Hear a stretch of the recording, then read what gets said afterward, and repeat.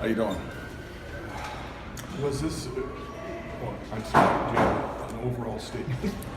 My overall statement would be I thought Stanford, number one, played extremely well.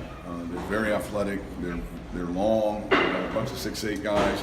I felt like they set on Robo and really did a good job of denying him the ball and keeping it out of his hands. And we tried to force some things, and we went back to those three areas that's kind of been our Achilles heel, and that it was turnovers for easy buckets, bad shots for easy buckets, missed blockouts for easy buckets. We got a little frustrated there, and the game really got away from us fast. But they played extremely well too. We missed some bodies. We're shorthanded right now, and we missed some skill stuff. We missed some experience stuff. But you just got to play through that. And some of our guys, I thought, battled pretty good, but we've got to obviously regroup and get ready for Cal on Saturday. Do you think that maybe psyched them out beforehand, knowing that they were going to have to play with just a three-man bench and knowing how short-handed you guys were today? We talked about that, and we talked about there being 16 timeouts in a game, when you total them up, plus dead balls and free throws. You have to play through that, and no question it did. Feeling like they only had 8 guys, with one of them not being a guy that's played much this year in Coop, so you're really down to 7 guys and 7 bodies. But everybody goes through injuries. A lot of people went through theirs early in the year. We got 4 guys that are in concussion protocol, so there's really nothing you can do about it. But I felt like we've just kind of got discombobulated a little bit even before we left campus. We tried to get it back together out here. We're definitely got to get it back together before Saturday. It seemed like you had a lot of balls right around the basket that were just rimming out or in and out or just on the side. Was that just a bad luck? Some of that I call it being in rhythm and knock yourself out of rhythm. Some of it is bad luck, but some of it is Stanford being on fire on the road, and some of it is you've got to be able to play through that. And so many new guys that have never been down here before.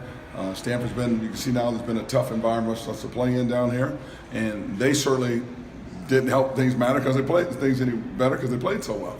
And we got out of whack a little bit. I think it would have helped to see Paul that first time, and it obviously gives them another dimension. And I think that around 25 tonight, and just does a lot of things for them that you guys weren't able to see last time. They're just a good team, and they're really deep.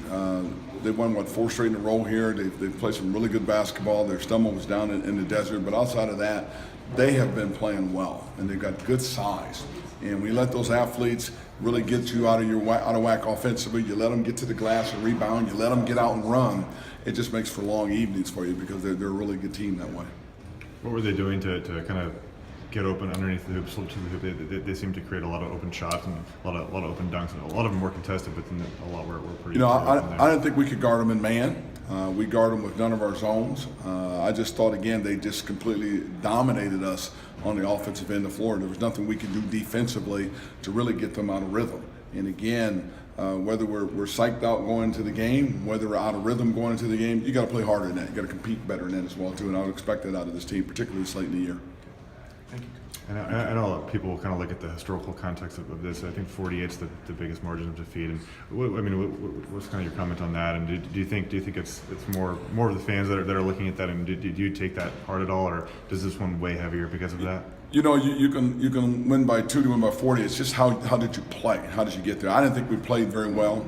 I thought we were out of rhythm from the beginning of the game. Obviously, not having more guard play, not having Jeff out there, we didn't respond well to all of those things. We didn't respond well to those guys out, and I just didn't think we were really together as a team. So subsequently, you're going to get beat, and sometimes you're going to get beat bad, particularly against a team that is playing well.